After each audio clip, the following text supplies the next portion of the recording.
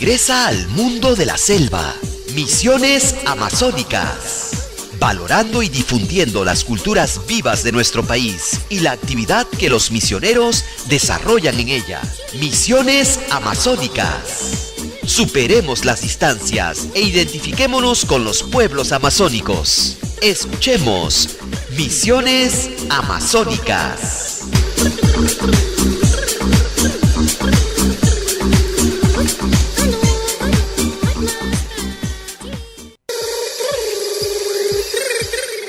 Bienvenidos amigos oyentes a Misiones Amazónicas. Como siempre les saluda Mónica Villanueva en nombre del Centro Cultural José Pío Asa y saludamos desde ya a todas las radios que se unen con nosotros a nivel nacional: Radio Cepagua, Radio Madre de Dios, Radio San Martín, Radio Santo Domingo y las demás radios que también transmiten este programa que es dedicado a la Amazonía. Y bueno, hoy día tenemos un programa bastante especial porque vamos a hablar sobre educación intercultural bilingüe. Para ello tenemos como invitada a la señorita Ana Luisa Ríos. Ella es literata y especialista en experiencias justamente en Amazonía sobre este tema. Así que no te muevas de la sintonía de Misiones Amazónicas. Vamos a hacer una breve pausa y retornamos.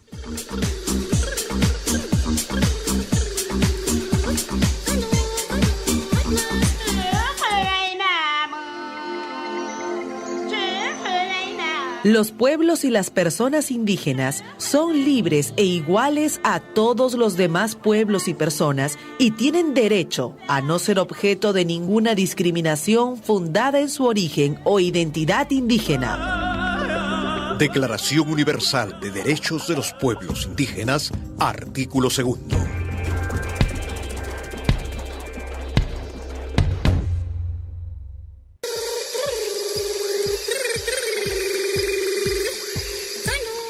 Continuamos en Misiones Amazónicas y ya queremos presentar a Ana Luisa Ríos. Ella es literata y especialista en Amazonía y nos va a conversar sobre educación intercultural bilingüe. Bienvenida, Ana Luisa. Muchas gracias. Buenas tardes, Mónica. Buenas tardes a los oyentes del programa Misiones Amazónicas del Centro Cultural José Pío Asa. Antes de empezar esta grata entrevista, agradeciendo al programa, quiero expresar nuestra solidaridad hacia los pueblos que sufren los embates del calentamiento global, ¿no? A Piura y a los pueblos amazónicos que también con el incremento del caudal de los ríos peligra en este momento, ¿no? Nuestra solidaridad y esperamos que la población sepa asumir medidas de prevención en coordinación con sus autoridades. Nuevamente aquí estoy, como decías, he estudiado estudios amazónicos, porque soy de la Amazonía peruana, de un pueblo que se llama Nauta, en la región Loreto, y muy orgullosa de mis raíces, y por eso es que cada vez quiero saber más de los pueblos y las culturas amazónicas. Aquí estamos encantada de comentar y de hablar la experiencia en lo que es educación intercultural bilingüe, y más allá, ¿no? Literatura amazónica relacionada a la EIB. Muy bien, Ana Luisa, qué bonita presentación has hecho y sí, realmente todo el Perú se está uniendo y solidarizando para que nuestro país salga adelante y pueda tener acciones de prevención frente a lo que está sucediendo en toda nuestra costa y muy pronto también lo veremos en la selva, que esperemos que no sea tan peligroso o tan desastroso como hemos ido viendo las últimas noticias en nuestra costa, en Piura. Así que un saludo muy grande a Piura. Sabemos que vamos a salir de esta y bueno, nosotros vamos a estar atentos y nos vamos a dar la mano de todas maneras. Me alegra que hayas puesto este tema en la mesa, Ana Luisa. Tú tienes el corazón en la mano de la Amazonía porque justamente eres de allá y lo quiero señalar porque esto es muy importante. El amazonizar el mundo es justamente ir haciendo diferentes experiencias, prácticas, ir investigando acerca de esta región tan maravillosa que tenemos en nuestro país. Y justamente tú pues has estado en esta maestría de estudios amazónicos y además has escrito, que ya lo hablaremos en su momento, para que nuestros amigos oyentes puedan entender y también nosotros comprender sobre qué es o qué entendemos sobre la educación intercultural bilingüe, cómo la debemos ver, cómo la debemos mirar, cómo la debemos comprender. Bien, antes de hablar de la educación intercultural bilingüe es necesario ubicarnos en un contexto, ¿no? Nuestro país, como todos sabemos, es un país multilingüe, pluricultural. Hay 54 pueblos indígenas en el Perú que hablan aproximadamente 47 lenguas originarias. De estas 47 lenguas indígenas, 27 lenguas, o sea, más de la mitad se habla en la región Loreto. Y entonces esta diversidad en realidad es una riqueza para el país. Sin embargo, hay herramientas que poco a poco se están tomando en cuenta, se están elaborando, y para contribuir a una política de educación intercultural bilingüe. Entonces, ¿qué viene a ser la educación intercultural bilingüe, la EIB? Es la política educativa, ¿no?, que busca formar a niños, niñas, adolescentes, jóvenes y adultos de pueblos indígenas para que ellos sean sujetos protagónicos en la construcción de su ciudadanía, en la construcción de su propia educación, tomando en cuenta elementos de su propia realidad. Porque, como sabes también, la educación es un instrumento de poder. Pero ¿qué pasa? Que a lo largo de la historia se han ido trabajando políticas educativas, planes educativos, sin tomar en cuenta muchas veces, ¿no?, esta diversidad. Entonces hay una educación que corresponde a un modelo de Estado también que es hegemónico. No hemos sabido anticiparnos o trabajar atendiendo a esta diversidad. Pero lo interesante es que hay avances. Ahora hay la Dijeivira, que es un órgano del Ministerio de Educación. Dijeivira, ¿qué sí, es? a través de la Dijeivira es la Dirección General Dijeivira de Educación Básica, que se ha trabajado y está a cargo ahora de Elena Burga. Entonces ella ha trabajado también en lo que es el Formaviap, que es una propuesta piloto en la región Loreto, donde se trabaja educación intercultural bilingüe, y a través de este equipo técnico se ha logrado y vienen trabajando interesantes propuestas, avances, pero todavía hay retos, y entonces en ese sentido es urgente atender a esta demanda de trabajar con material pertinente, por ejemplo. Esta propuesta de la que hace referencia, ¿qué estrategias y qué metodología implementa justamente en la educación intercultural bilingüe? Al menos danos un ejemplo o dos. Bien, hace poco se ha aprobado el Plan de Educación Intercultural Bilingüe desde el Ministerio, ¿no?, de Educación. Ha partido de este diagnóstico que identifica, ¿no?, la existencia de 54 pueblos indígenas, 47 lenguas que se hablan, 27 de las cuales están en la región Loreto, ¿no? Y como sabrás, la educación en la Amazonía y en los pueblos que están dispersos, a veces por la misma distancia, la lejanía, ¿no?, a través de las cuencas de los ríos, muchas veces no se puede atender como debiera, como se da en las ciudades.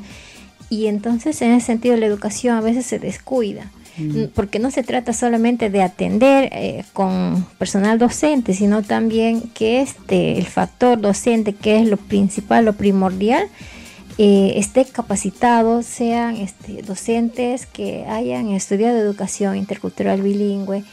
Y lamentablemente no siempre podemos contar con este personal especializado. Hay problemas también al interior, generalmente, o a veces van docentes mestizos que no están sensibilizados por lo menos con la temática y desconocen la realidad, y entonces repiten patrones o no le dan la importancia debida a la lengua de los pueblos indígenas.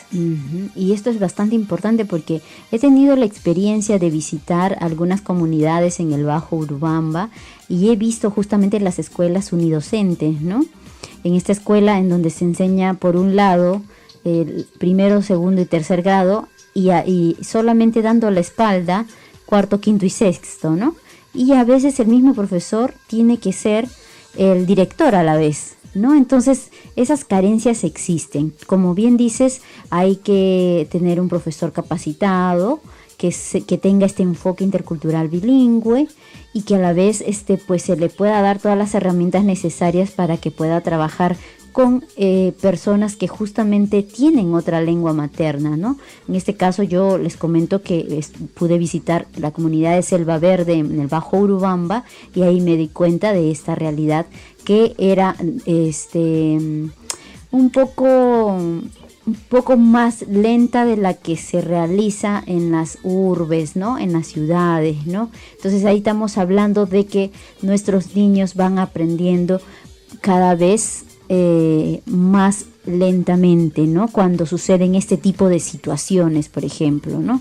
Entonces es muy importante lo que tú señalas, porque hay que tener en cuenta esto de la lengua, los materiales, la capacitación docente, pero hay algo que también nos preocupa, que sabemos que no hay a veces facilidad de encontrar docentes que vayan a las zonas, y eso también es una preocupación que todos los años, y esto lo sé a través de la RESOT, que es la red justamente oriental de nuestro Vicariato Apostólico de Puerto Maldonado, que reúne docentes y los recluta para que puedan enviarlos a diferentes centros educativos, ¿no? ¿Qué opinas tú al respecto? En realidad sí es un problema. Hace algunos años, el 2012, participaba en Foro Educativo en Loreto y ahí veíamos esta debilidad. Justamente lo que se trataría es hacer una campaña nacional de sensibilización de maestros comprometidos para que asuman a la educación en las comunidades, en el interior de los pueblos. ¿Por qué? Porque la población indígena de nuestro país es la que realmente es víctima de la que sufre la mayor desigualdad económica y social. Si miramos la atención a necesidades básicas, son los pueblos que menos han sido favorecidos por el Estado, donde es más difícil encontrar la presencia del Estado.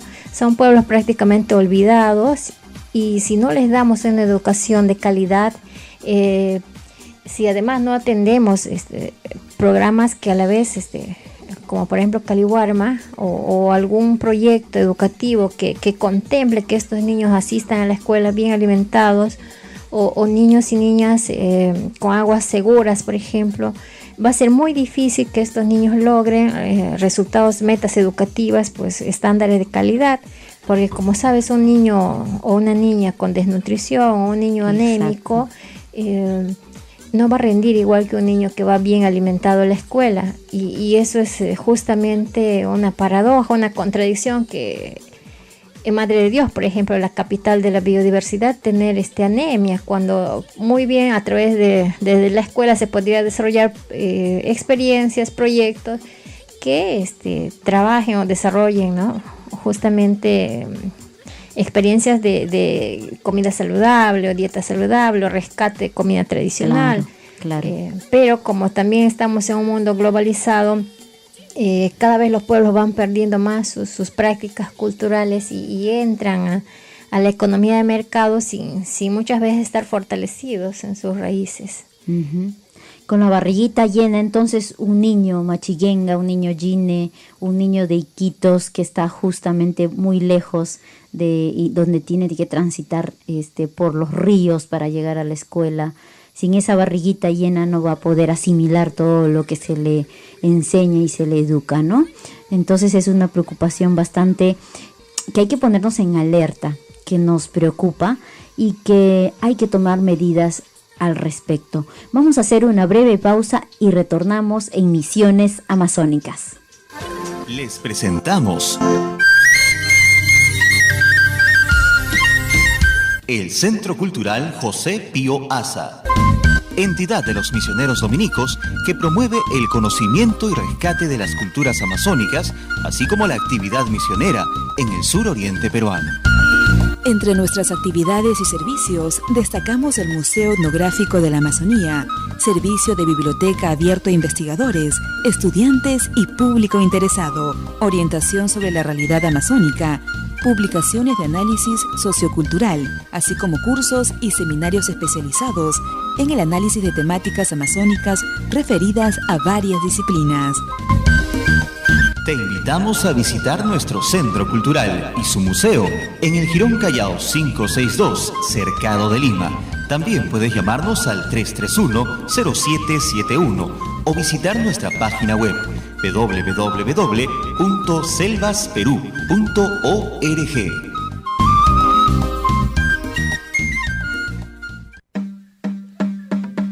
Los pueblos indígenas tienen derecho a conservar y reforzar sus propias instituciones políticas, jurídicas, económicas, sociales y culturales, manteniendo a la vez su derecho a participar plenamente, si lo desean, en la vida política, económica, social y cultural del Estado.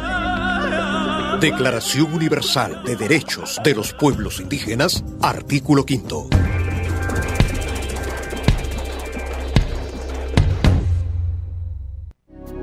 Un misionero que dejó huella, un misionero que evangelizó en la selva del Perú.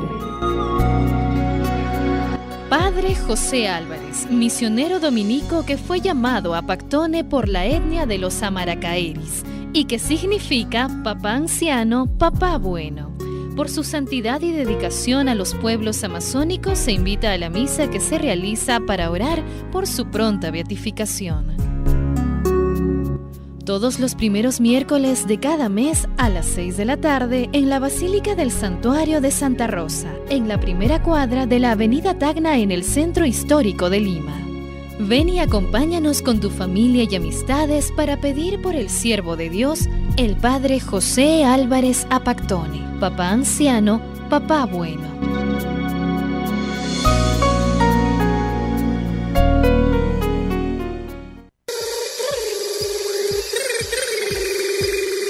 Continuamos en Misiones Amazónicas saludando a nuestra red de radios dominicas, Radio Cepagua, Radio Quillabamba, Radio Madre de Dios, Radio San Martín, Radio Santo Domingo y las emisoras que también se unen con nosotros a través de Misiones Amazónicas para poder conocer más acerca de nuestras poblaciones indígenas de esta importante región de nuestro país. Y bien, continuamos con Ana Luisa Ríos. Ella es especialista en educación intercultural bilingüe y en esta parte nos va a hablar sobre la experiencia justamente que ha tenido en esta especialidad. Bien, Mónica, como comentaba anteriormente, mi experiencia en educación bilingüe la he desarrollado en la región Loreto. Hay un programa que se llama FormaViap, Programa de Formación de Maestros Bilingües de la Amazonía Peruana. Este programa ahora se desarrolla en convenio entre el Ministerio de Educación y la institución, el AIDECEP, que es la principal organización de los pueblos indígenas. En el FormaViap se forma maestros para que vayan a trabajar en los pueblos, porque como comentábamos anteriormente, falta atender esta diversidad y es un reto, en la actualidad es un reto la formación docente. No se han cubierto todas las plazas necesarias, entonces vamos a esperar más o menos 20 años para ir de manera gradual atendiendo las necesidades de la Amazonía. Básicamente falta ahí una fuerte inversión, ¿no? Hay avances, como decíamos, desde el ministerio, desde la dirección de la DIGEIVIRA, pero eso no es suficiente. Se ha avanzado mucho en lo que es elaboración de material didáctico en las lenguas indígenas. En el FormaViap también se ha creado un currículo trabajado de manera participativa con los docentes para trabajar en educación inicial. Falta lo que es educación primaria. Básicamente estos dos niveles son los que se atienden, inicial y primaria. Secundaria no he visto experiencias, por lo menos en Loreto, en EIB. Y entonces es una experiencia muy importante, pero que también se ha visto en peligro en los años 2012, más o menos 2011 y 2012, porque en aquel entonces el presidente era Alan García y había un decreto que los estudiantes que no pasaban de la nota 14 que no obtenían 14 al postular al programa de educación, no podían estudiar. Entonces, como sabes, los estudiantes vienen con carencias, con una educación en déficit, diríamos, ¿no? O sea, no logran las metas que se programan. Y entonces era un reto, porque teníamos en ese momento, atendíamos a los pueblos Cucama, Cucamiria y al pueblo quichua del Alto Napo. Al tomarles un examen de ingreso, los que hablaban el castellano, que son los Cucama, Cucamiria, obtenían un promedio de 10 puntos. En cambio, los del pueblo quichua del Alto Napo tenían entre 5 o 7 puntos, y era desesperante porque era empezar otra vez de cero. Se ha creado un programa de nivelación académica para enfrentarse a este examen que iban a sustentar más o menos a inicios de año, en marzo, abril. Y la prueba que les tomaban obviamente iba desde la capital. Entonces ahí lo veíamos, ahí sentíamos esta que iba a haber un desnivel, era un choque, claro. Un choque, porque el nivel del lenguaje de la prueba misma era un nivel estándar, un nivel, incluso encontró que se tomaban de exámenes de San Marcos y tenía que enfrentarme a una herramienta que era muy disímil, ¿no?, para el nivel en el que estaban. Teníamos que combinar los métodos de constructivismo hasta el método tradicional, que era aprendizaje del vocabulario diario, pero aplicado a su realidad. Y más o menos nos ha tomado entre 1 y 2 años para lograr que estos estudiantes obtengan 14 puntos. Pero de 40 alumnos solamente 6 más o menos lograban este puntaje de 14. Obviamente con la presión nacional de las organizaciones y la presión internacional también se ha tenido que derogar esta ley, y actualmente sí a los estudiantes dan un examen de ingreso, pero ya no están sujetos al 14 que era coercitivo prácticamente.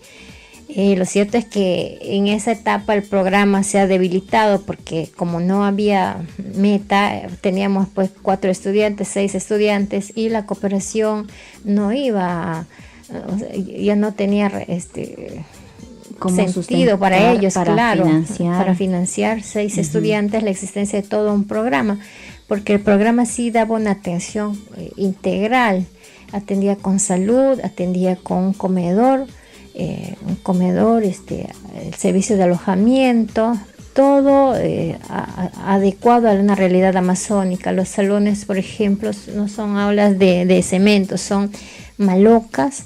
Las viviendas de los estudiantes son construidas con material de la región.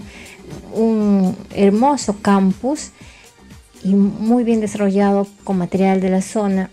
Entonces se atendía de una manera integral, con tutores incluso para nuestros estudiantes. Pero como era una experiencia, y el ministerio, luego esta experiencia se ha incorporado al Ministerio de Educación, ya como te decía, la cooperación se ha ido retirando y actualmente el programa depende del Ministerio de Educación. Y sé que, claro, como sabrás, el ministerio prácticamente no le da la misma inversión que le daba la cooperación internacional. Entonces ahí he visto cómo los estudiantes, pese a que no rinden como rinde un alumno de la ciudad, sin embargo son muy tenaces, aprovechan todo lo que pueden, lo poco que tienen, la biblioteca, son muy entusiastas. Y eso para el docente es bastante motivador. Entonces esta experiencia me ha marcado y he podido ver cómo en la educación, cómo vienen nuestros estudiantes. Entonces falta un compromiso de los maestros que van al interior. Sí, porque personal técnico que sepa cómo realizar estos materiales que realmente se adecúen a ese contexto del que tú nos has conversado desde el inicio, ¿no? Uh-huh. Porque ¿cómo encontramos ahora esos materiales? ¿Qué cosa tienen que sí refuerzan, por ejemplo, la identidad amazónica, que sí refuerzan la lengua? ¿O todavía se tiene estas equivocaciones o falacias educativas de educarlos desde una mirada más desde la costa, ¿no? Entonces, cuéntanos un poco qué has visto tú para que nos des algunos ejemplos. Algunos ejemplos, sí. Por ejemplo, y por eso es que para mí es muy importante el tema del lenguaje. En el caso específico de la prueba, les habían tomado un examen que hablaba del mosquito, decía la picadura del mosquito, que la malaria te da por la picadura de un mosquito. Y ellos, los estudiantes, no lo llamaban mosquito, lo llaman zancudo. Entonces ellos no han marcado mosquito en la respuesta, ellos buscaban zancudo, entonces ha generado confusión.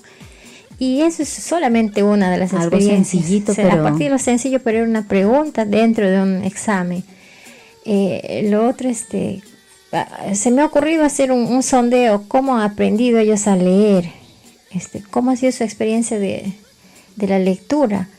De 40 estudiantes les he dado un material donde les hacía preguntas y la mayoría de ellos me respondía que, o sea, su experiencia de acercamiento a la lectura no ha sido favorable, ha sido en medio de violencia, en medio de hasta la letra con sangre entra. Entonces decía, ¿cómo acercamos a los pueblos indígenas a la lectura cuando el acercamiento al libro, a texto escrito, ha sido un contexto de violencia, ¿no? Porque los padres y las madres saben que el hecho de saber leer y de saber escribir les empodera de alguna manera a ellos, ¿no?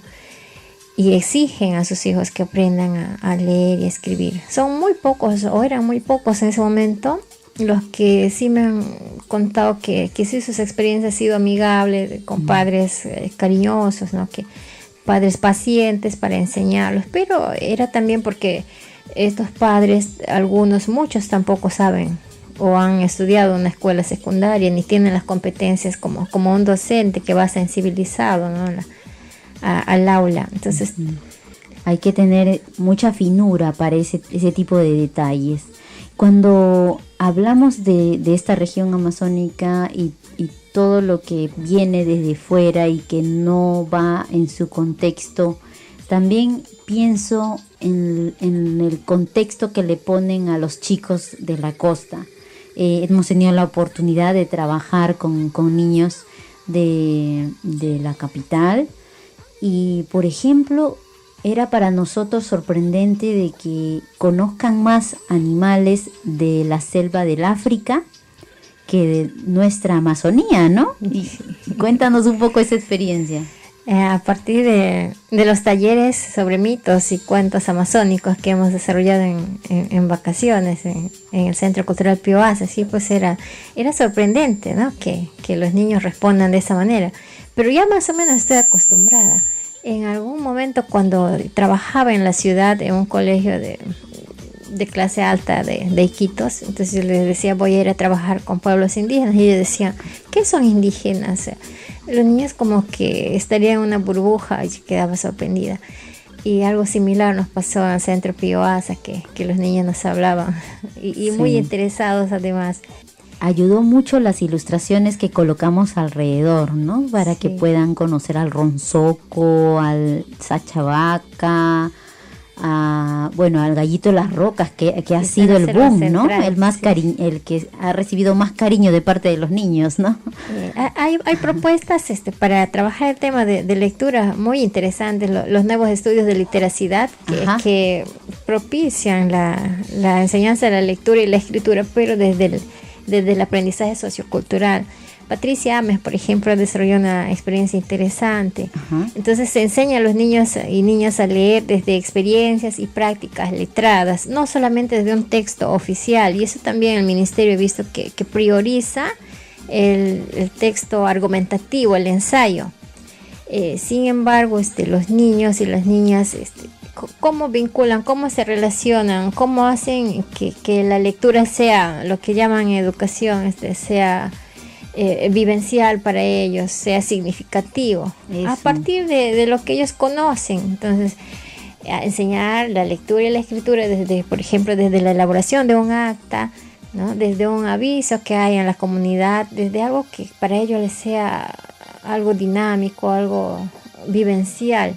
Sí, vivencial y que les llame la atención, que más o menos les guste, les guste, o sea, ahí vienen los intereses y las preferencias, ¿no?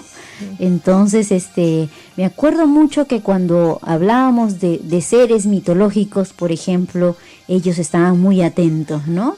Porque les gustaba, hasta podían inventar, o se traían otros personajes que nos invade, digamos, la industria más comercial, ¿no?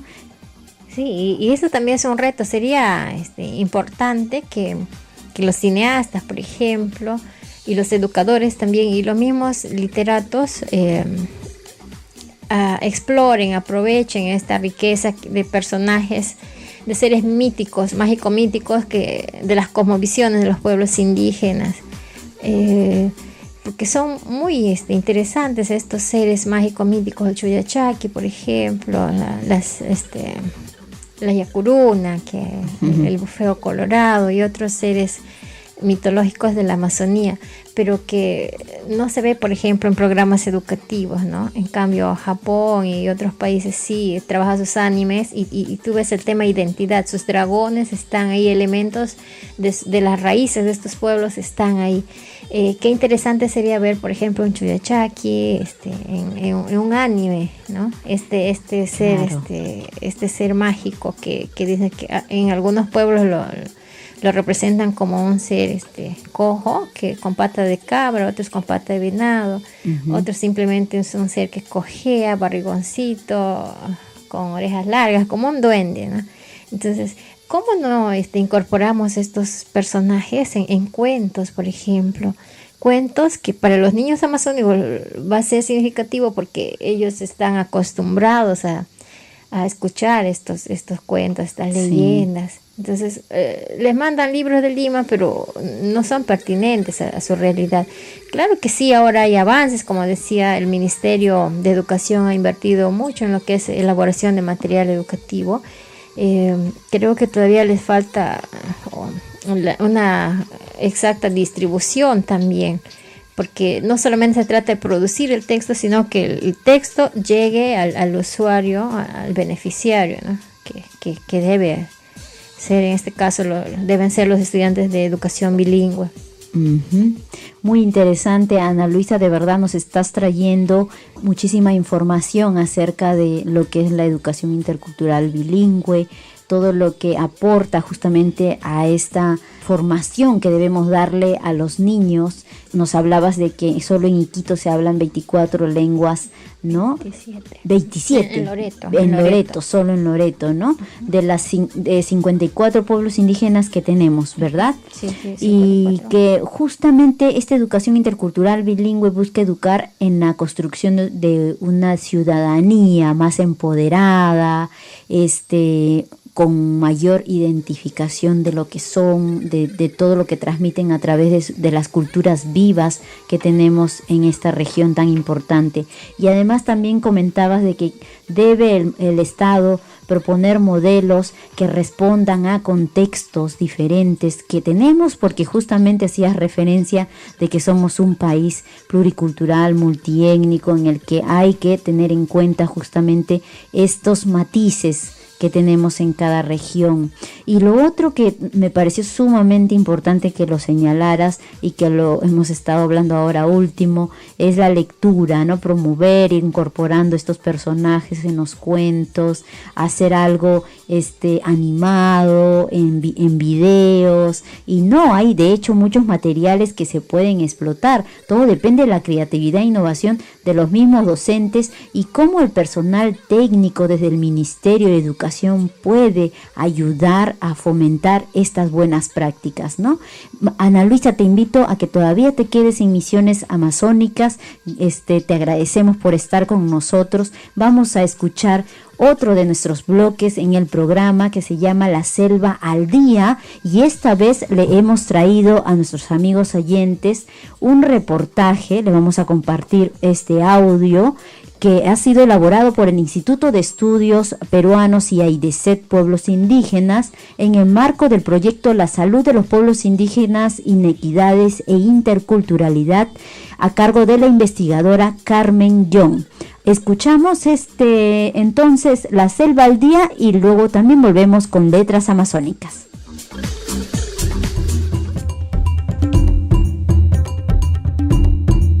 La Selva al Día. Información y actualidad de la región amazónica.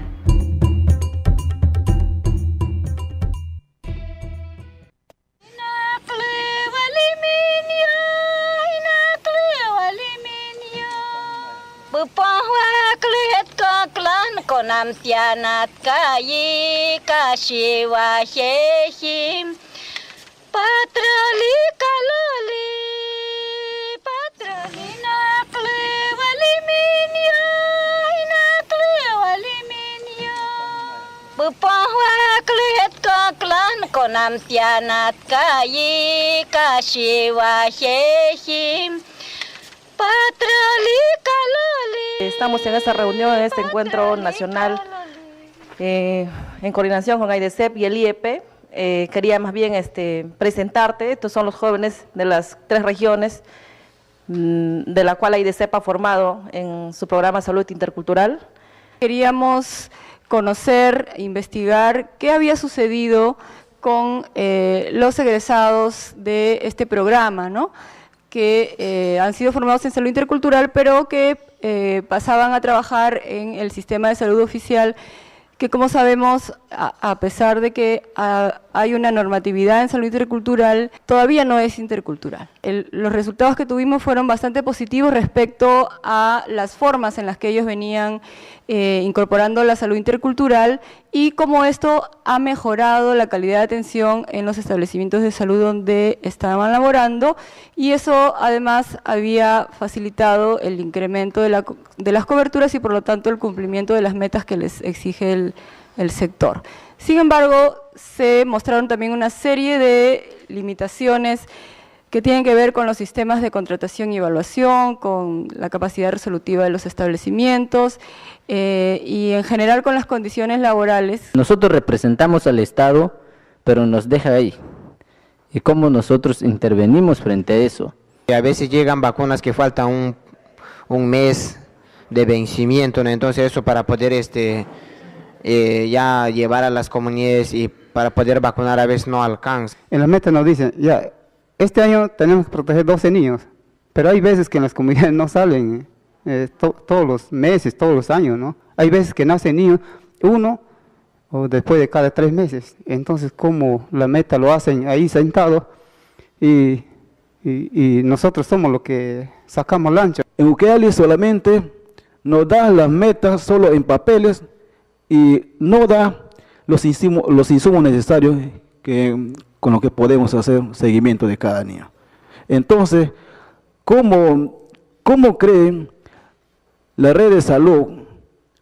¿Cómo nos puede pedir los niños protegidos? Entonces, si ellos no nos dan los medios suficientes como para trabajar. Por ejemplo, mi abuelo me puede dar una flecha y balista para ir a pescar, pero si no me da mi canoa, entonces lo mismo que nada.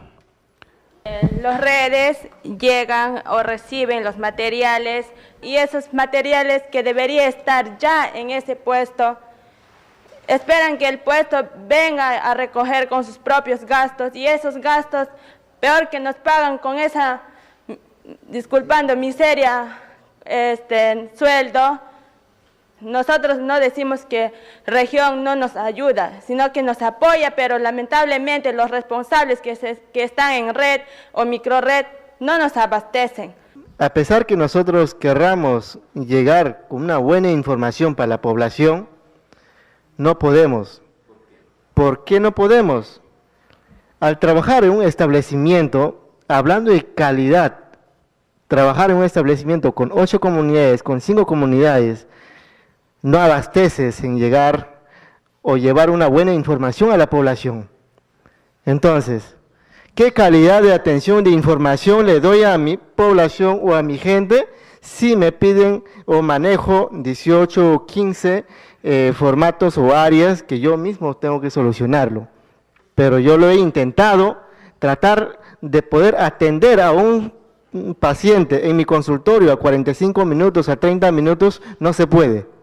porque te exigen los indicadores que 60 fugas que se genere por día y 60 fugas no se realicen en un día. Calidad de atención con enfoque intercultural. En este eje nosotros hemos priorizado el contrato y nombramiento en establecimiento de salud que atiende a población indígena de personal con los siguientes requisitos: hablar la lengua indígena de la zona, tener formación en salud intercultural amazónica, tener capacitación en salud intercultural amazónica y o medicina indígena. Ayer conversábamos de que existe un porcentaje de que todavía no ha sido contratado, entonces primero tenemos que hacer la sensibilización adecuada para que ese personal pueda ser contratado, porque ustedes tienen que ser nuestro brazo de la salud dentro de nuestros ámbitos locales, pero también nosotros tenemos que tener un brazo fuerte en ese aspecto, y en ese punto lo que necesitamos es que primero los contraten. O sea, ese es el punto que tenemos que entrar ahí a tallar con las direcciones regionales, con los gobiernos regionales. Necesitamos instrumentos de política que nos garanticen que las demandas que ustedes señalan y las preocupaciones que ustedes expresen puedan ser institucionales, es decir, pueda haber respuesta de parte del Estado, ¿no?, ante estas preocupaciones. Y la única posibilidad de que estas respuestas sean sostenibles y no solamente sean iniciativas que pueden morir o acabar dependiendo de la buena voluntad de las personas, es que se conviertan en políticas. Y la Dirección de Salud Indígena que tiene ahora el Ministerio de Salud, nos van a permitir entonces hacernos cargo de una mejor manera de las demandas que tienen los pueblos indígenas hacia el Estado y que han estado rezagadas hace mucho tiempo.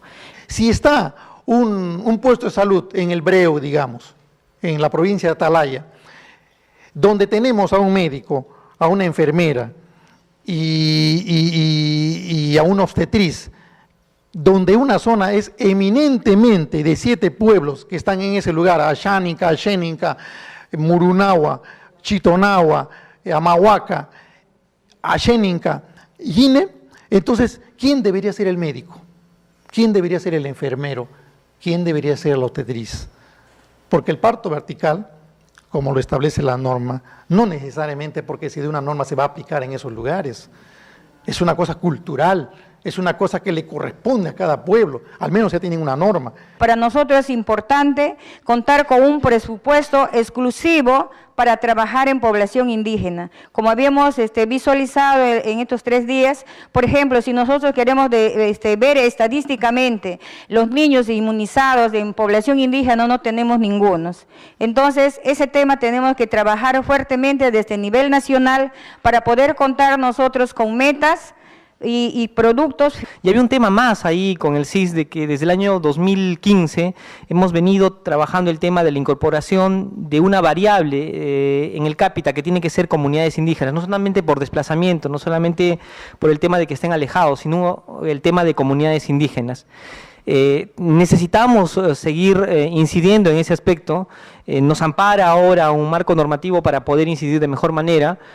Visibilizar, ustedes mismos lo han planteado, queremos indicadores específicos, nosotros también estamos de acuerdo con eso, indicadores específicos de la propia política que se tiene para los diferentes programas presupuestales, de las políticas que existen ya necesitamos identificar cómo es la cobertura de esos servicios y cómo son los resultados en la población que proviene o que vive en los centros poblados indígenas, con población mayoritariamente indígena. Ya tenemos unos avances, tenemos una política, tenemos una dirección de pueblos, ahora falta trabajar su implementación, un presupuesto claro y evitar cualquier desmantelamiento que el siguiente gobierno puede intentar de la misma.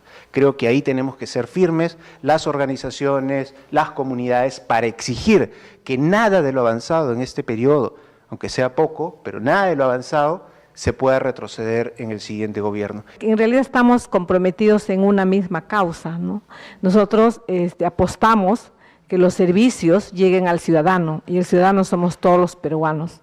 Salta, salta, salta, llanacita, vamos a tu linda casita. Salta, salta, salta, llanacita, vamos a tu linda casita, a comer inguiri machacado, con su chicharrón huira, huira, a comer inguiri machacado, con su chicharrón huira, huira. Ese inguirito machacado, su verdadero nombre es tacacho. Ese inguirito machacado, su verdadero nombre es Tacacho.